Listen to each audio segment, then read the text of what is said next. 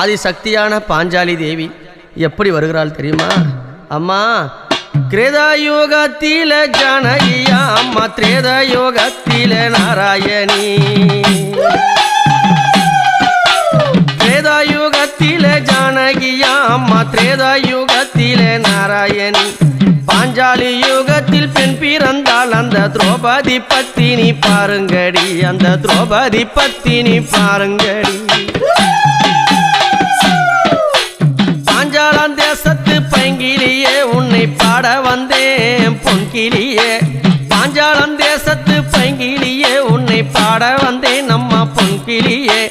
ஐவருக்கும் அடி பத்தினிய நல்ல அழகு உள்ள சித்திரமே அம்மா, அழகு உள்ள சித்திரமே.